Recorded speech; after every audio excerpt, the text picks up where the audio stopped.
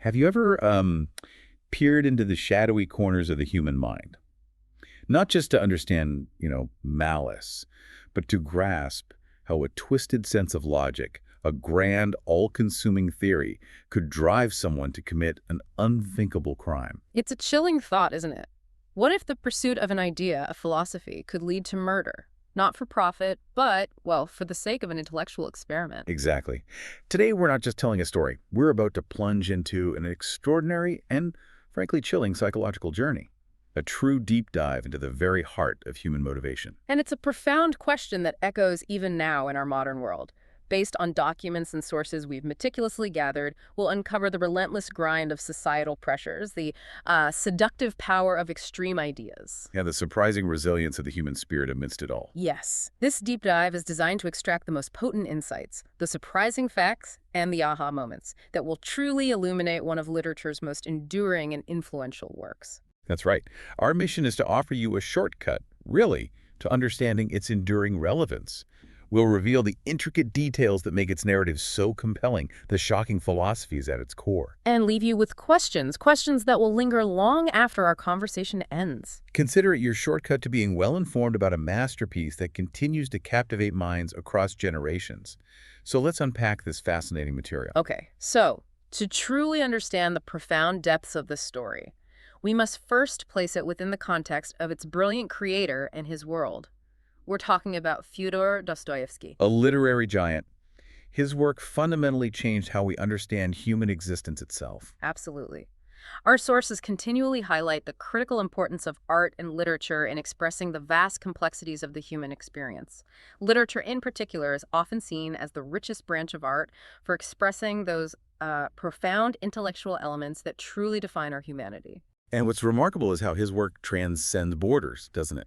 Geographical, linguistic. The process of translation, for instance, it isn't just about words. No, it's much more. As our documents reveal, it's a nation re-expressing other nations' literature in its own language, through its own understanding. It's almost like this act of profound cultural empathy. That's a great way to put it. And this isn't just academic theory, it's absolutely crucial for cultural advancement, right? For fostering intelligence and deepening understanding across diverse societies. It really is. Think of it as a vital conversation between civilizations, where each side grows immeasurably richer by truly comprehending the other's intellectual heritage. Yeah, it's a powerful concept. Every act of translation isn't just a linguistic bridge. It's a vital part of a nation's intellectual and civilized growth. Yeah, it's about taking the essence of a foreign mind, a distinct worldview, and sort of recreating it within your own consciousness. You expand your capacity for thought, for empathy, for seeing the world through new eyes. And this master of the human condition, this explorer of the soul, has left us an incredible monumental body of work that reflects this very principle. He certainly has. His major literary achievements span a wide and influential range. Each one is a profound exploration of human nature, conscience, morality. We're talking about works like Zapiski iz Mrtvого doma. Notes from a Dead House, yes, which delves into his own harrowing experiences in prison. Incredibly powerful. Then there's the gripping psychological study Igrok. The Gambler, and the complex character study of the Idiot. And the prophetic, politically charged BC. Demons, or sometimes the Possessed. And the coming-of-age narrative, Podrostok, the Adolescent. And of course, his monumental final novel, Bracia Karamazov. The Brothers Karamazov, a towering achievement of philosophical fiction, just immense. But today our deep dive focuses on what is perhaps his most iconic and widely recognized work, Prestупление и наказание. Which we know as Crime and Punishment, first published in 1866, and it's a novel that continues to resonate with, well, startling relevance. It really does. This great writer, whose insights feel as urgent today as they did in the 19th century, passed away on January 28, 1881. But he left behind a legacy that truly transcends time, culture, language, everything. And it's incredible to think how much of his own tumultuous life, his evolving philosophy he poured into these stories, his personal journey, his profoundly shifting worldview, is as compelling and complex as any of his novels. It really is. Our sources reveal that in the 1840s, Dostoyevsky, surprisingly, was quite fascinated with utopian socialism. Right. He was drawn to its ideals, no doubt. The dreams of a perfect society, equality, communal harmony solving all human suffering. That's a far cry from the dark psychological landscapes he later painted, isn't it? A world away. And this is where his biography becomes directly intertwined with the very themes of crime and punishment. His perspective, however, was drastically, brutally altered by a harrowing experience. His time in forced labor, the katorga. And his subsequent exile in Siberia. Exactly. During this period, he wasn't just observing from a distance or reading about social conditions. He was thrust into them, utterly immersed. He lived shoulder to shoulder with common people, peasants, hardened criminals in prison and exile. Individuals who were vastly different from the typical, often idealized literary characters of his era. Completely different. This direct, raw, often brutal exposure to unvarnished human existence and suffering, to depravity and sometimes unexpected spiritual depth, it shaped him fundamentally. It eroded his earlier utopian ideals and forged a new, darker, yet ultimately more hopeful vision of humanity. And this visceral, personal experience directly fueled his later work, particularly Crime and Punishment. The novel became the ultimate searing reflection of his polemic, his intellectual debate with the socialist and revolutionary democratic thought prevalent in Russia during his time. Right. Consider the contrasting views. Revolutionaries of that era, many intellectuals themselves, firmly believed that bridging the vast social gap between the intellectual elite and the common people required, well, an increase in revolutionary consciousness among the people. A united struggle against the czarist regime.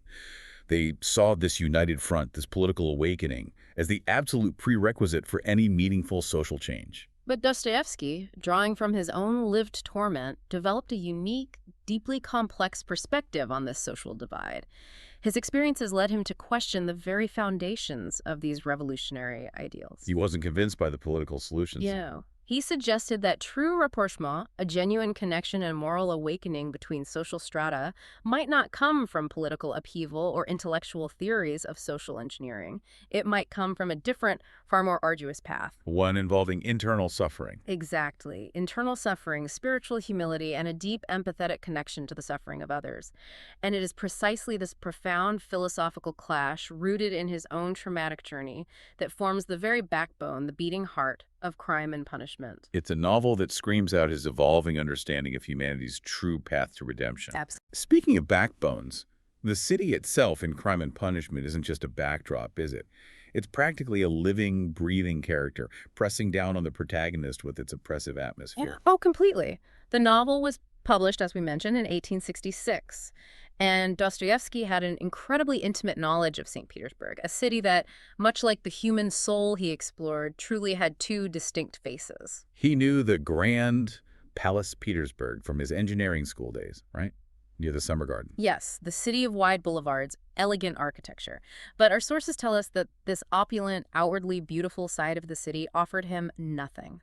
Nothing in terms of inspiration or connection. His heart belonged elsewhere. It did. It belonged to the other Petersburg, the grimy, cramped, struggling side of the city. This was the St. Petersburg of narrow alleys, suffocating tenements, the pervasive struggle of its impoverished inhabitants. You can feel it in the writing.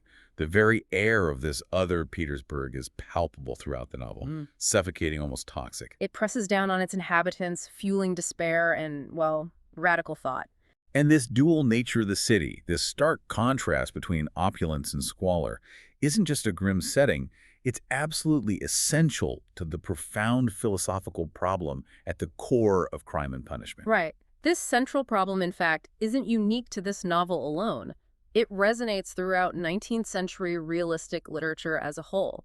It's a deep wrestling match with the moral consequences stemming from two monumental historical earthquakes. The French Revolution. Yes, the 18th century French bourgeois revolution with its radical ideas of individual liberty and rationality, and the tumultuous events of 1861 in Western Europe. Which brought rapid industrialization, social upheaval, new waves of philosophical questioning. Exactly. What's truly fascinating here is how these historical shifts didn't just alter political landscapes, they profoundly reshaped moral frameworks.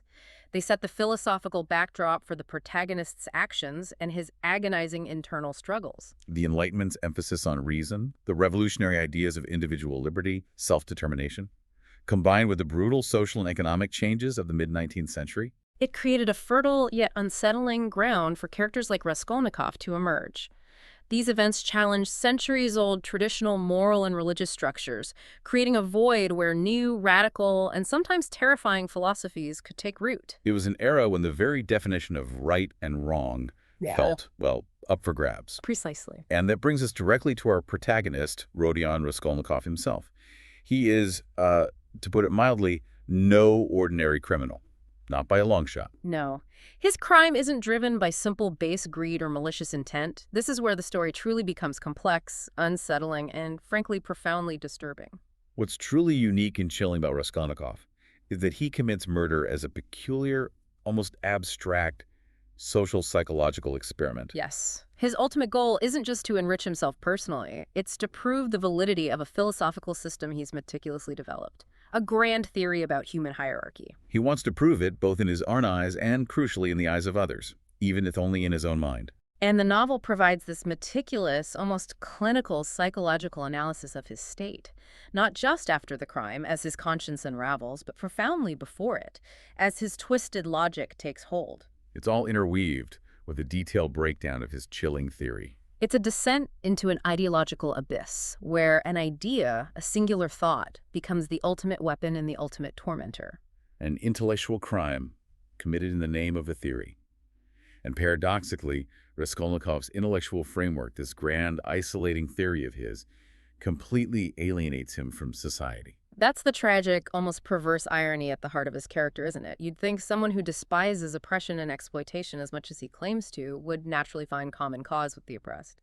He sees himself as a liberator, almost. But his very hatred for oppression, his intellectual arrogance, leads him to become a thought friend of the very people he despises. Exactly.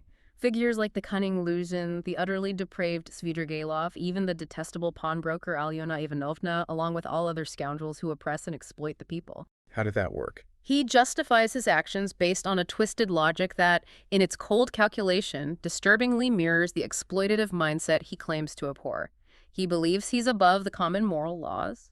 But in doing so, he ironically descends to their level, or maybe lower. Perhaps.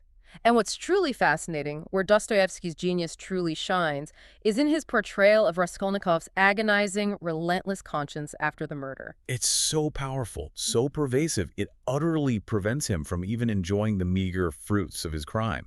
He can't escape the torment, the internal bleeding of his soul. No matter how much he tries to rationalize or suppress it, and this inescapable internal torment is Dostoyevsky's powerful counterargument to Raskolnikov's theory. The moral demands, the inherent human empathy and revulsion. Which Raskolnikov initially scoffs at as weaknesses of the ordinary person. Yes, those are shown to be a living, healthy beginning.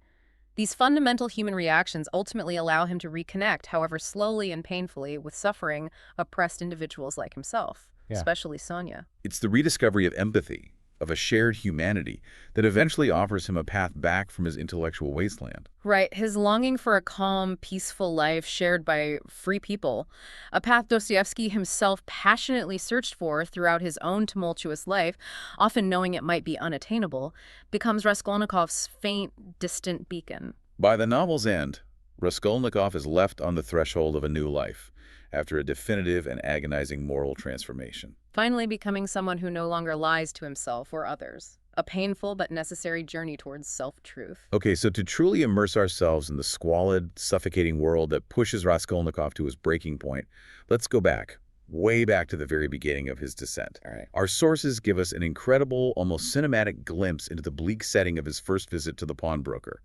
Picture this: a dilapidated building, a veritable human anthill. Divided into small, cramped apartments crammed with all sorts of struggling souls.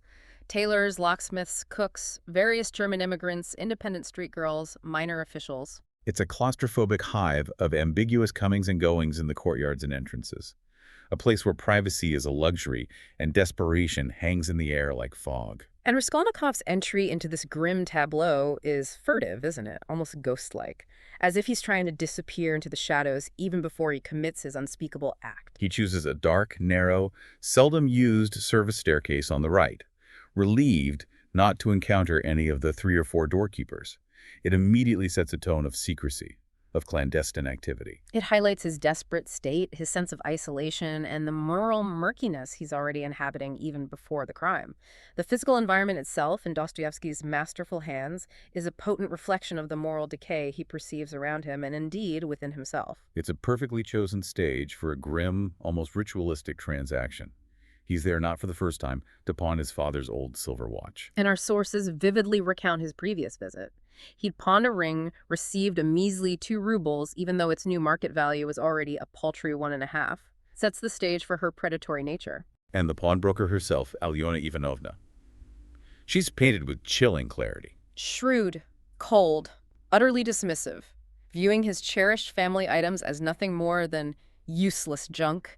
Her calculations are as icy as her demeanor. 10 kopecks per ruble per month, charged in advance. So for a 2 ruble loan, that's 20 kopecks interest, taken off the top. And for the old silver watch, Raskolnikov receives a paltry 1 ruble and 15 kopecks. It's a transaction steeped in exploitation and desperation. Utterly. What immediately strikes you, what truly underscores his internal turmoil, is his silent acceptance. He takes the meager money without argument, without a single word of protest. Almost as if something far more profound was meant to be said or done, but remains unspoken, simmering beneath the surface. It's as if he's already resigned to a darker fate, or perhaps too absorbed in his own spiraling thoughts to engage in petty haggling. The money itself feels secondary, almost irrelevant to the larger, sinister purpose consuming him. Exactly. And the aftermath of this seemingly minor transaction is a flood of visceral disgust and profound self-loathing that washes over him, as Raskolnikov leaves her apartment, descending those grimy stairs. His disgust grows, intensifying with every step.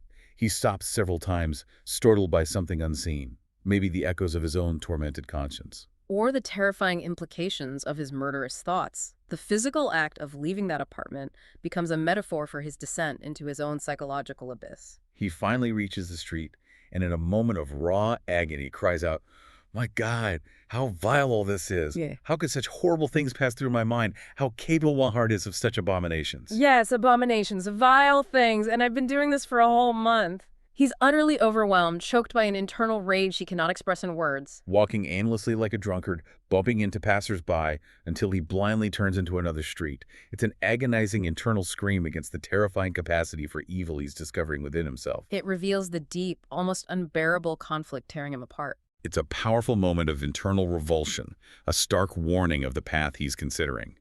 He's so distressed he just wanders until he inexplicably finds himself in front of a tavern. He'd never been in one before, but he's dizzy, parched, desperate for any kind of reprieve. He descends to the grimy basement, orders a cold beer. And that first glass brings a momentary, utterly deceptive relief, a fleeting sense of clarity. This is all nonsense, he mutters to himself, a flicker of desperate hope returning. There's nothing to worry about, just a simple physical ailment, a glass of beer, and a man comes to himself. His thoughts clear, his indecision vanishes. Bah, it's as if nothing happened. Our sources note this fleeting sensation of lightness, of false joy, but crucially, an immediate underlying awareness that this fragile optimism is utterly diseased. It's a temporary reprieve, a false calm that merely masks the storm still raging within him, a brief, diluted escape from the terrifying reality of his intentions. And in that moment of fragile calm, a new, incredibly pivotal character steps into the dim light of the tavern. The place isn't crowded. A group of 5 drunken revelers just leaves, and then Raskolnikov's attention is utterly captivated by a stout man. Bald head, jaundiced, greenish face from drinking, small but lively reddish eyes. Wearing a tattered, buttonless frock coat, an embodiment of ruin. But there's something immediately captivating and unsettling about him, despite his appearance. Our sources describe his surprising demeanor. A strange, almost feverish excitement, even a flicker of raw intelligence, but disturbingly, also a clear flicker of madness in his eyes. He approaches Raskolnikov, drawn by some unspoken connection, and begins to speak eloquently despite his drunkenness. Starved for conversation, his Marmeladov. Yes, Marmeladov, and his philosophy on poverty and drunkenness is both profoundly tragic and startlingly insightful. He utters statements that cut right to the core of their shared, miserable world. Poverty is not a vice, dear sir, but a truth. And with a sigh of resignation, drunkenness is not a vice, but a weakness. He insists with a desperate plea for understanding that every man must have some aspect that others can pity. What Marmeladov is doing here, in his utter degradation, is externalizing a core, brutal truth for Raskolnikov, isn't he? I think so. That poverty is a cold, hard, inescapable fact, not a moral failing. And drunkenness, while destructive, is often a symptom of a deeper human fragility, a desperate attempt to escape an unbearable reality. He's laying bare his soul, inviting pity, shining a light on the very desperation that pushes Raskolnikov. Without even knowing it, yes. And then he delves into the truly tragic tale of his wife, Katerina Ivanovna. A woman trapped in an unbearable reality. He describes her as noble, high-spirited, but he admits not always just in her desperate rage. He openly confesses that she pulls his hair, but he understands with his heartbreaking empathy that she does it because her heart is breaking. It's not malice, it's a physical manifestation of a proud woman's unbearable suffering. Her unyielding pride, despite their abject poverty, it's heartbreaking. She cleans floors, eats dry bread, but will not tolerate disrespect, especially from Mr. Lozyannikov, who strikes her. Marmeladov recounts her physical and emotional injury from that incident. It epitomizes her constant, valiant struggle against utter humiliation, the daily indignities of their existence. Her suffering serves as a powerful counterpoint to Marmeladov's self-destructive path. Highlighting the ripple effect of one person's weakness on an entire family. Absolutely. Marmeladov's confession then takes an even darker, more self-lacerating turn, a desperate cry for suffering and pity that echoes Raskolnikov's own internal pain. I drink because of this. I seek pity and feeling in drink. I drink because I want to suffer greatly. And in a chilling moment of intuitive connection, he immediately turns to Raskolnikov, noting the suffering etched on Raskolnikov's face, a shared burden that prompted him to speak. He's not trying to humble himself before the rabble, but to articulate his agony to someone who might, just might, understand the desire for self-inflicted pain. Right. He then meticulously details his life in decline, a downward spiral. He recalls living happily in the past, cherishing sweet memories, a stark contrast to his present squalor. But after their move to St. Petersburg, he found and then lost a job, acknowledging his structural features, his alcoholism, as the cause. Their lodging is a corner in Amalia Fyodorovna Lipevezil's boarding house. He calls it a vile life, a Sodom, a devastating picture of utter, inescapable degradation, a living hell. And his daughter, Sonya, from his first marriage, suffered immensely under her stepmother, Katerina Ivanovna. Marmeladov, in a moment of pathetic ambition, tried to teach her geography and history, but his own limited knowledge and the lack of books made it impossible. Their current living arrangement is desperate. Sonya, in her tragic profession, stays in a separate partitioned room, a poor and stammering family barely clinging to existence. And then comes the truly profound, gut-wrenching detail of Sonya's unimaginable sacrifice, a detail that brings tears to Raskolnikov's cynical eyes. Marmeladov expresses profound, agonizing shame, admitting, but I, her own father, take her last 30 kopecks to get drunk, and here I am drinking. I've already drunk it. His self-degradation, his utter moral collapse is complete when he turns to Raskolnikov, pleading, "Do you pity me? Tell me, sir, do you pity me or not?" Followed by a bitter, self-lacerating laugh that borders on a sob.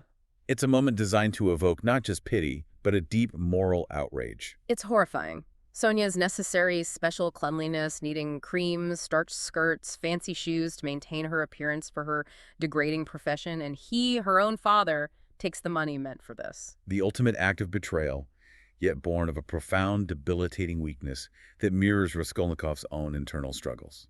How far can human degradation go before the spirit breaks entirely? But what's truly extraordinary, amidst his utter degradation, is Marmeladov's stunning vision of divine mercy, his hope for Sonya's redemption. Where is that girl who, unafraid of their monstrosities, pities that vile drunkard, her father? He imagines God saying, "Come, I have already forgiven you.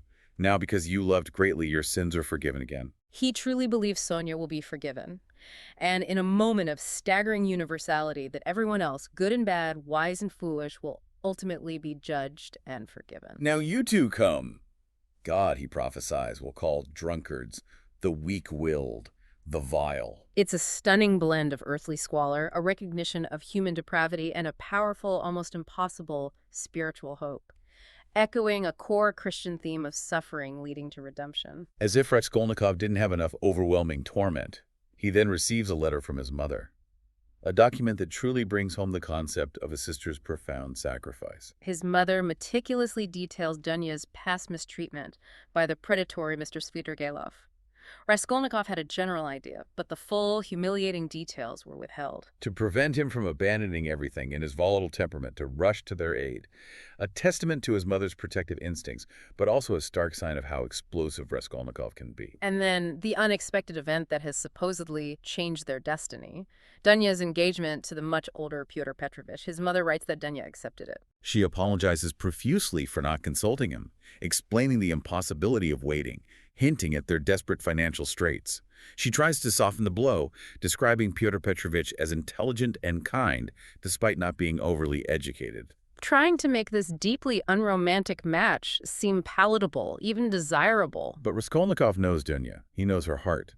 His mother describes her as having a fiery heart, but steadfast, sensible, patient, noble. She believes Dunya, in her immense sense of duty, will consider it her solemn obligation to make her husband happy, despite the glaring absence of any love. And this, for Raskolnikov, is the chilling crux of the sacrifice. Dunya is sacrificing not just her happiness, but her very soul for her family. And Luzhin's unsettling, deeply cynical philosophy of marriage makes it all the more chilling. Pyotr Petrovich explicitly, though his mother claims softened in delivery states, his intention to marry a poor girl. Why? Because, as he coldly puts it, the husband should never be indebted to his wife. It is much better for the wife to regard her husband as her benefactor. His mother, in her naivete or desperation, believes he uttered this unintentionally. But Raskolnikov, with his acute, almost painful understanding of human nature, interprets it quite differently. He sees the calculated cruelty, the utter transactional nature of it. He recognizes that Luzhin desires not a wife, but a grateful servant, a debt he can forever hold over her. The family's dire financial straits underscore this desperation. His mother's suddenly increased credit, based on a pension, allowed her to send Raskolnikov a meager 25-30 rubles. Pyotr Petrovich even partially paid their travel expenses to St. Petersburg, arranging baggage shipment, a gesture he undoubtedly expected to be seen as profound generosity. Yet, despite this supposed benevolence, the mother still fears the travel costs, revealing just how precarious their situation truly is, a constant tightrope walk on the edge of utter destitution. Raskolnikov's fury upon reading this letter is volcanic, a silent, internal explosion. He immediately realizes the full, horrifying extent of Dunya's self-sacrifice. No, mother, no, Dunya, you cannot deceive me.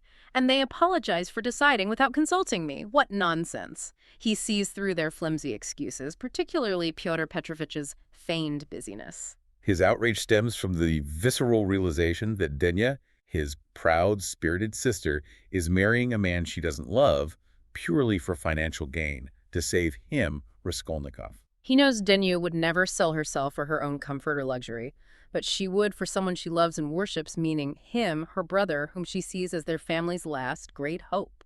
He understands the crushing depth of her selflessness, the purity of her sacrifice that ironically mirrors the twisted logic of his own contemplated crime. She, Dunya, who would eat dry bread but would never debase her soul and moral being by marrying a man she does not love simply for personal gain. To Raskolnikov, the mystery is sickeningly clear. Dunya is sacrificing herself for her loved ones, for him. A sacrifice that, in a profoundly perverse way, echoes and even justifies the extreme measures he himself is contemplating. Her moral sacrifice becomes a dark mirror to his immoral one. This brings us to a crucial, terrifying moment in Raskolnikov's descent. The temptation of theory, the seductive pull of a sinful experiment. He observes a strangely dressed, very young girl. Without a hat, parasol, or gloves in the scorching heat, swinging her arms absurdly, her cheap silk dress hangs strangely as if put on by an unskilled hand, a man's hand. He immediately suspects she's been drugged, a common occurrence in St. Petersburg, and is being followed by a dandy intending to exploit her further. This observation throws him into a profound, almost paralyzing internal struggle. Should he intervene? Does he have a moral obligation? He impulsively gives a police officer 20 kopecks to help the girl, a fleeting act of human decency, and then immediately regrets it. Do I have the right to intervene? Let them devour each other. What's it to me? He even questions with chilling detachment, is this money even mine? It's a chilling moment of moral paralysis, his intellectual framework overriding his innate compassion, his detachment even from his own sense of justice. He feels a crushing heaviness inside, sits down, unable to think of anything else. He wishes to pass out, to forget everything, to somehow escape this reality and start a new life. He contemplates the girl's grim, inevitable future, abuse, prostitution, illness, early death. Haven't I seen this before? He mutters, a premonition of the societal decay he believes he's destined to combat. Yet he feels profoundly powerless and even detached to act in the immediate moment to save this single soul. The personal suffering he rationalizes is secondary to the grand theory. His nervous fever intensifies, a physical manifestation of his escalating mental anguish. He feels cold despite the oppressive heat, a sign of his deteriorating health and sanity. He tries desperately to distract himself, observing everything, mundane details, but his thoughts relentlessly return to the old idea, the murder, the experiment. He aimlessly wanders through Dostoyevsky Island, the little Neva, crosses the bridge, seeking respite. The greenery and coolness initially provide fleeting relief, a contrast to the suffocating city, but it quickly fades, consumed by his dark obsession. And then, what he perceives as a profound act of fate, or perhaps a superstitious event, intervenes, sealing his decision. He inexplicably recalls taking the longer route home, via Haymarket Square, instead of the shortest way, unable to explain why he made this seemingly random detour. It's in this seemingly accidental yet profoundly fateful detour that he overhears a conversation that becomes the ultimate chilling catalyst for his crime. It's as if the universe is conspiring to validate his monstrous idea. In the bustling Haymarket, he overhears a student and an officer discussing the old pawnbroker Alyona Ivanovna and her sister, Lizaveta. The core of their argument is utterly chilling. A casual discussion of murder presented as a moral calculus. Is it acceptable to kill a meaningless, stupid, evil, worthless, sick, useless, indeed harmful old woman who will die soon anyway? They discuss it with shocking detachment, like a logical problem rather than a human life. And the utilitarian argument they put forth is horrifying in its cold, rationalized cruelty. Her money, they argue, could fund thousands of good initiatives, save hundreds, thousands of lives, rescue families from poverty, decay, disease. And then comes the chilling question, the one that perfectly articulates Raskolnikov's own half-formed theory, sealing his resolve. Does one small crime not outweigh thousands of good deeds? One life in exchange for thousands of saved lives, one death and hundreds. It's the very embodiment of his extraordinary man theory, spoken aloud by strangers, validating his twisted logic. Raskolnikov's reaction is unnerving, almost a quiet triumph. He feels a cunning smile spread across his face as he mutters, because everything is perfectly clear. He perceives this conversation not as coincidence, but as profound confirmation, a pre-celebration of his decision's success. A sign from the universe that his monstrous plan is not only plausible, but, in his deluded mind, justifiable, destined. The theoretical justification he created has been uttered by others, providing the final, fatal push. And with that chilling, almost divine confirmation, the stage is set for the act itself, the culmination of his torturous psychological experiment. Raskolnikov finds the axe in the doorkeeper's room, concealing it under his coat. This demonic coincidence, as he perceives it, the axe readily available, emboldens his resolve. He walks slowly and composedly to the pawnbroker's apartment, attempting to project normalcy despite the hurricane of terror and determination raging within him. He enters the building, his heart pounding like a drum. He uses his hand to steady it, checks the axe, listens intently at the door, every nerve screaming. Every detail, every slow motion emphasizes the methodical, almost trance-like nature of his approach, the chilling blend of calculation and feverish desperation. What follows is the horrific, unthinkable double murder that shatters his intellectual detachment. He first brutally murders Alyona Ivanovna. But then, in a terrifying, unforeseen twist, there's the unexpected arrival of Lizaveta, Alyona's meek, innocent sister, and her subsequent desperate murder. The meticulously planned crime, born of a cold, abstract theory, instantly spirals into something far more chaotic, more bloody, and infinitely more agonizing than Raskolnikov ever anticipated. The theoretical becomes shockingly real, shattering his illusions of control. The immediate aftermath is a horrifying, feverish awakening. He awakens in his squalid room to terrifying screams from the window below. Drunken revelers leaving the tavern, realizes it's past 2 a.m. He leaps from the sofa, convinced he's going mad. A severe, uncontrollable shivering seizes him. A fever, he suspects, began in his sleep, a physical manifestation of his shattered psyche. He compulsively inspects his clothing for bloodstains, a desperate, obsessive ritual, repeating it 3 times despite finding no obvious marks, frantically cutting off frayed pant leg pieces with a penknife, trying to erase any trace. And the horrifying, sickening realization, he still has the pawnbroker's purse and other stolen items on him. He frantically empties his pockets, turns them inside out. And then, in a moment of desperate, almost childlike panic, hides everything in a torn wallpaper hole in the deepest corner of his miserable room. The full, crushing weight of his crime and the immediate, terrifying reality of its consequences begins to set in, suffocating him with its undeniable horror. And this, right here, marks the true beginning of one of the most compelling cat-and-mouse games in literature. Raskolnikov versus the subtly masterful investigator, Porfiry Petrovich.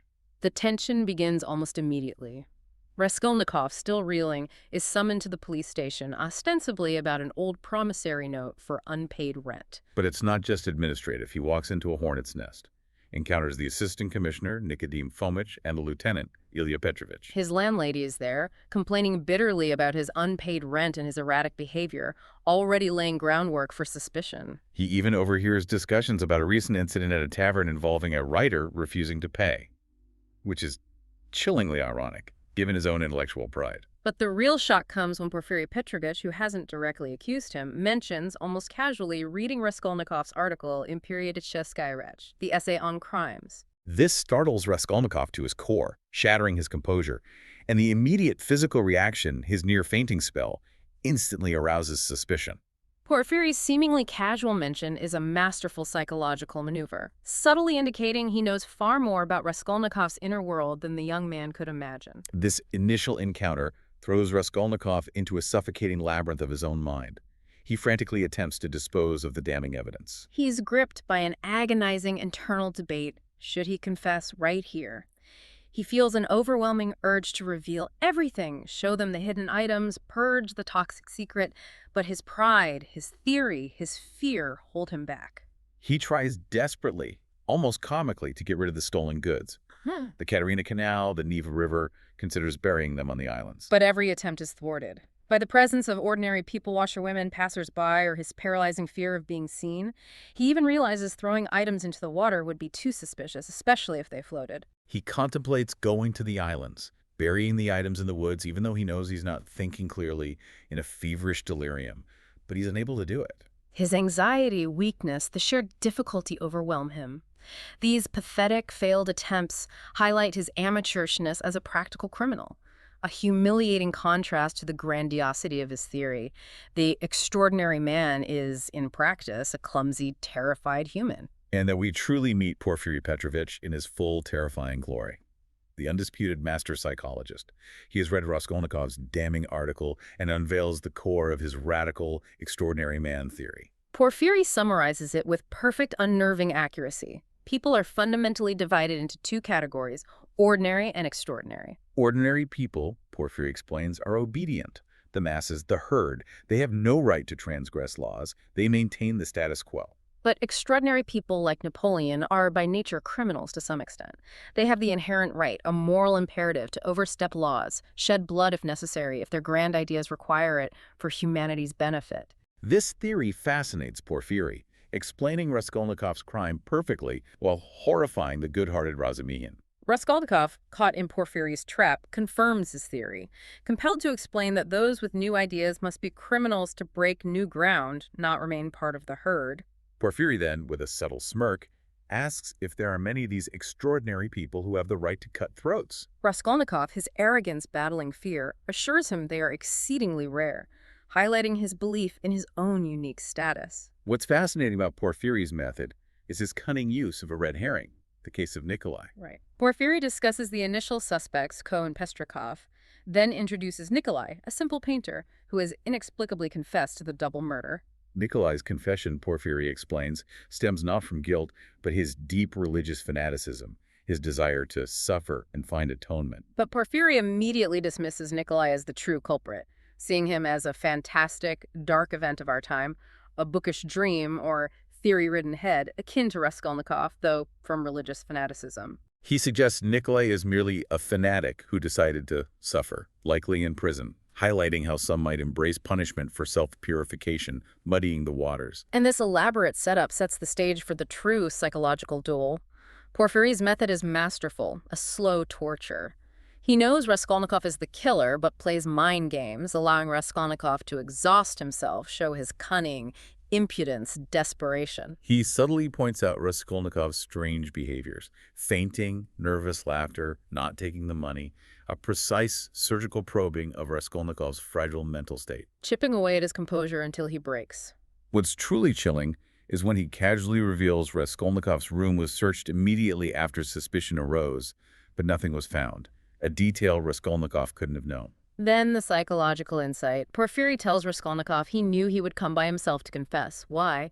Because Raskolnikov is a theoretical murderer who committed the crime, like falling from a bell tower, forgetting to lock the door, clumsily burying the money. A devastating critique of Raskolnikov's intellectual hubris. His abstract theory utterly failed when confronted with reality. He even admits orchestrating rumors and loose talk through Razumihin, specifically designed to provoke Raskolnikov, push him to his breaking point, force his hand, calculated psychological torture. Porfiry then, almost kindly, encourages confession, implying a reduced sentence and, more importantly, peace. Suffer your suffering, he advises. Redemption lies in embracing punishment. He even suggests Raskolnikov doesn't believe in God, but should stop overthinking, hinting at the spiritual struggle. His final chilling request: if Raskolnikov contemplates suicide, leave a note. A clear signal. Porfiry has him completely cornered. No escape. Just as Raskolnikov grapples with this, another figure steps into the spotlight, embodying a different kind of self-serving philosophy: Pyotr Petrovich Luzhin. Luzhin, utterly oblivious, arrives at Raskolnikov's apartment, ready to expound on his own self-aggrandizing worldview, convinced of his brilliance. And what a worldview! A chillingly simplified materialist philosophy, a perverse counterpoint to Raskolnikov's intellectual pride. Luzhin believes in pure self-interest as the bedrock of progress. He expounds, love yourself above all, for everything in the world is based on self-interest. He argues if one loves oneself, affairs prosper, and the more people whose affairs prosper, the firmer the foundations of society. Therefore, by earning for himself, he argues, he earns for everyone. A chillingly rationalized selfishness, capitalist perversion justifying exploitation under the guise of common good. Raskolnikov, perhaps seeing a terrifying echo of his own rationalizations, delivers a sharp, bitter retort, asking Luzhin why he struggles against him, suggesting Luzhin's own theory would justify murder. Extend the limits of your thoughts, and you will see how you'll even have the right to cut throats. A powerful, unsettling moment highlighting the dangerous parallels. Both believe in a superior right to transgress norms for a perceived higher gain. And Luzhin takes a self-serving nature to a truly despicable level by attempting to frame the innocent Sonia. Seeking to discredit Raskolnikov and win back Dunya, he secretly places a 100-ruble banknote in Sonia's pocket, then publicly accuses her of theft, trying to humiliate her, destroy her reputation, break her spirit. His motives are vile: undermine Raskolnikov, present himself as a victim, secure his position with Pulcheria Alexandrovna and Dunya. But his deceit is thwarted unexpectedly. Andrei Semyonovich Lebezyatnikov, a tenant, a self-proclaimed progressive and nihilist, witnesses Luzhin's act. He heroically exposes the scheme. Lebezyatnikov, despite his quirks, fiercely defends Sonia, describing her situation not as moral failing, but energetic, exemplary protest against the social structure. He passionately defends Sonia. This is another slander. Offers to call the police. Sonia is proven innocent. Luzhin utterly humiliated and expelled. Raskolnikov, despite his own guilt, passionately defends Sonia's honor, denouncing Luzhin's vile behavior, underscores Sonia's inherent goodness and unexpected community justice. A stark contrast to Raskolnikov's isolated moral landscape. Amidst all this turmoil, a beacon of loyalty emerges: Razumihin, a steadfast pillar of support for Raskolnikov and his family through illness and chaos. His loyalty is absolute, uncomplicated friendship. And heartwarmingly, he proposes to Dunya. Despite initial drunkenness, his sincere passion is clear.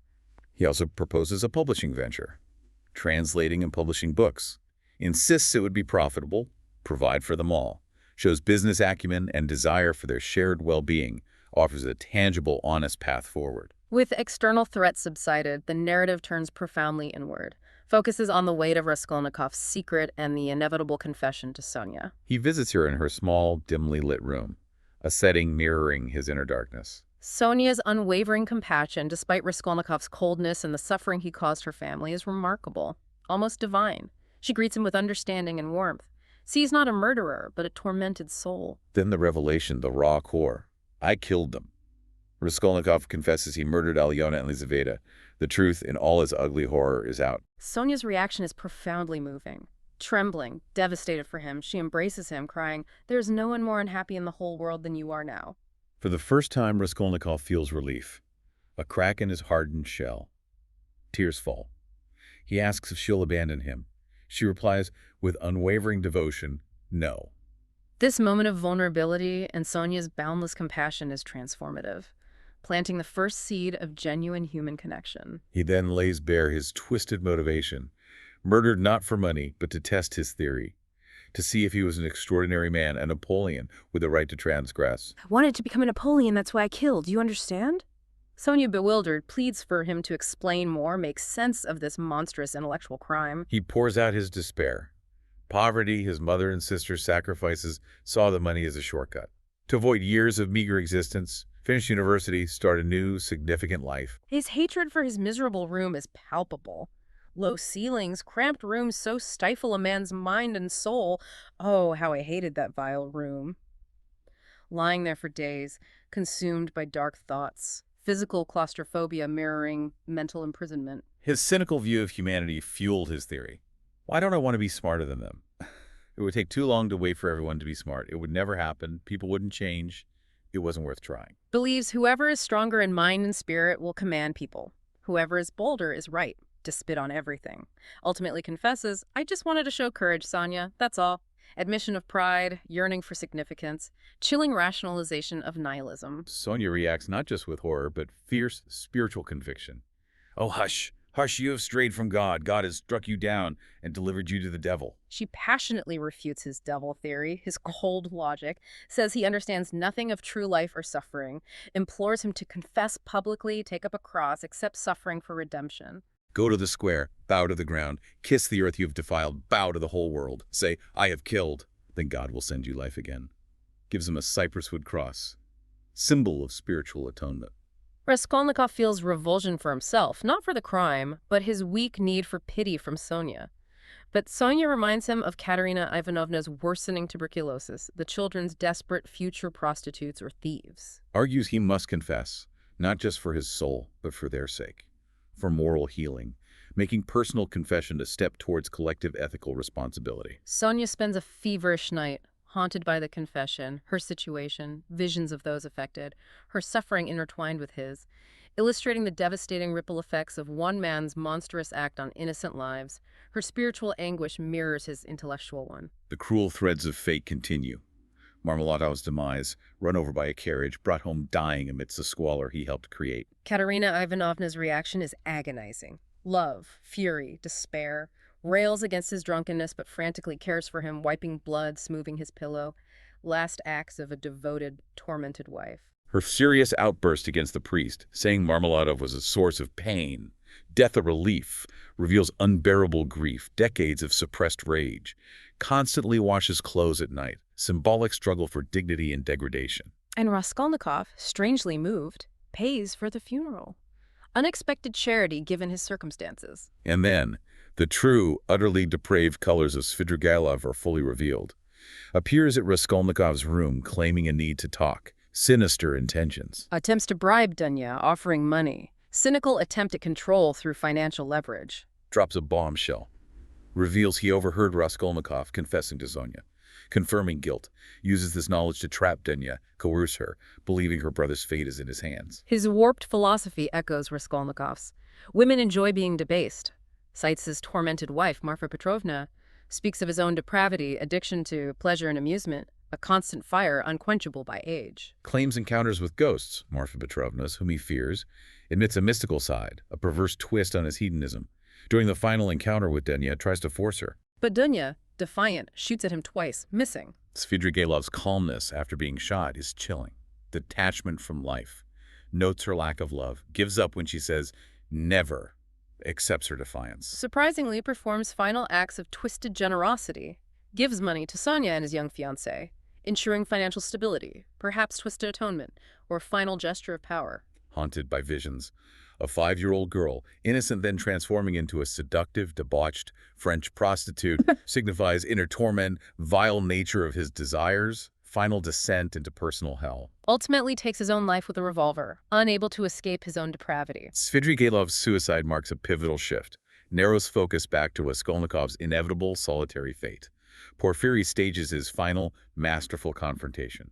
No more games. Visits Raskolnikov, states absolute knowledge of the murder, but allows Raskolnikov the dignity and burden of confessing willingly, knowing it's the only path to peace. Porfiry meticulously explains why Nikolai's confession wasn't credible.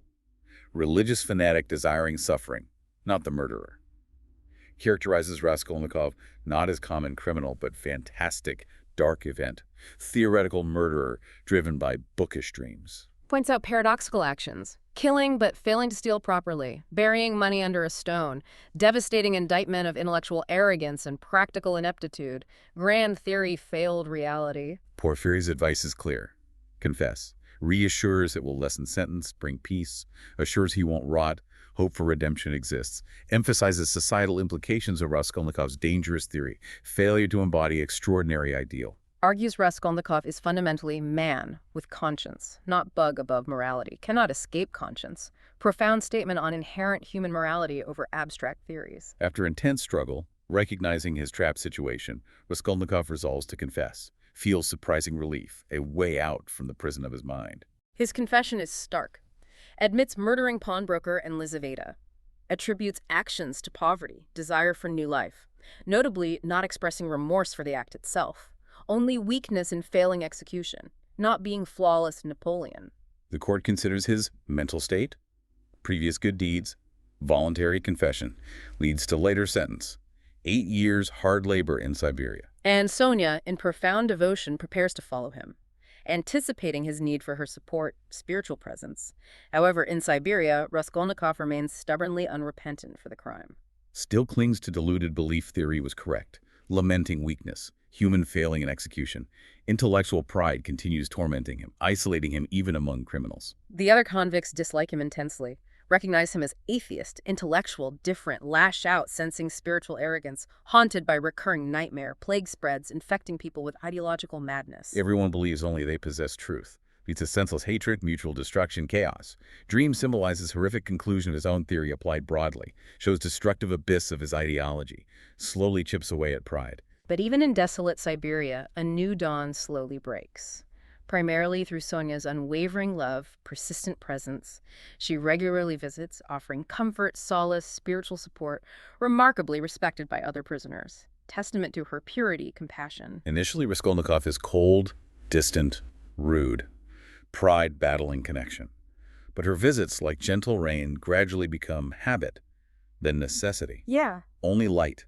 Feels distress when she's ill, cannot visit. First cracks in emotional armor, first signs of human need. And then the true spark of transformation ignites. 2 weeks after Easter, with spring's arrival, Raskolnikov experiences profound change. Finally allows himself to feel deep, boundless love for Sonia. Moment of immense emotional liberation. Spiritual awakening transcending intellectual rationalizations. Finally understands true connection. In that singular moment, his past suffering, crime, conviction, exile, torment seems insignificant, fading before overwhelming selfless love. All theories, isolation fall away, meaningless before powerful human connection. Through Sonia's love, his own suffering finally accepted, Raskolnikov truly begins his journey towards redemption, new life. Realizes suffering, tears aren't just burdens, but life itself. The implication is powerful, hopeful. Transformation beginning not through abstract thought, but crucible of suffering and redemptive power of selfless love. New chapter unburdened by the monstrous theory. What an extraordinary, profound journey we've just completed together. Delving into the twisted logic, agonizing suffering, and ultimately the glimmer of hard-won redemption in this timeless story. We've seen how abstract ideas, untethered from empathy, can take terrifying, destructive forms. Explored how societal pressures drive desperate choices. And how, even in the darkest corners, the spirit can somehow seek out light, connection, and a path to true humanity. This deep dive, based on meticulous sources, reminds us the human mind is extraordinary, full of treacherous peaks of arrogance and hidden springs of compassion, testament to literature's power to explore deepest questions of morality existence. We truly hope this exploration has not only informed you, but sparked your own curiosity to reflect on these universal themes. Ponder the choices we make, the ideas we embrace. For more content like this, where we unpack complex subjects and bring surprising insights, Remember to subscribe to our channel, like this deep dive, and leave us a comment with your thoughts or questions. We love hearing from you. And be sure to explore our other deep dives. There's a whole world of knowledge, fascinating stories, profound insights waiting for you. Each offers a fresh perspective. As we leave this deep dive, consider this. If we strip away our theories, our circumstances, our pride, if we peel back all the layers, what truly remains? What ultimately defines an extraordinary life, not just an ambition, but in its profound humanity and its capacity for genuine connection? Think about it.